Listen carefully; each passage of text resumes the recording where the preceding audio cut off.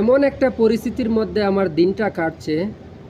আগে ছোটোবেলা যদি আমি কাপড় কিনতাম বা স্কুলে যাওয়ার সময় টাকা নিতাম বাবা মার কাছ থেকে, কত বাহানাবাজি আমি করতাম।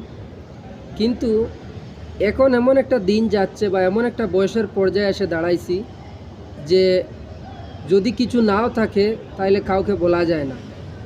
যদি কোনো দিকে যাইতে টাকা লাগে আর নিজের কাছে ওই যে না থাকে, তাইলে নিজে কন্ট্রোল করে নিতে লাগে, নিজে বরদাস্ত করতে লাগে।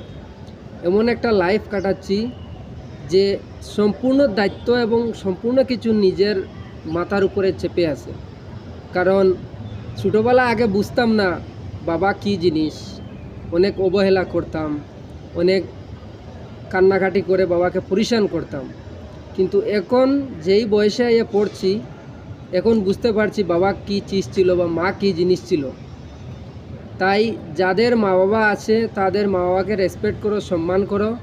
কারণ মা বাবা এমন একটা বস্তু পৃথিবীর মাঝে সবথেকে নিঃস্বার্থ ভালোবাসা যদি কেউ করে তাহলে সেটা একমাত্র মা আর বাবা। আর কেউ তোমাকে নিঃস্বার্থ ভালোবাসা করবে না।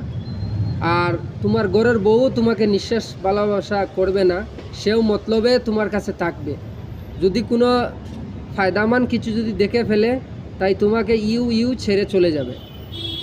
তো মা বাবা যারা আছে তাদের মা বাবাকে সম্মান করা শিখো বা সম্মান দাও। এরাই তোমাদের জন্নত বা এরাই তোমাদের সব কিছু।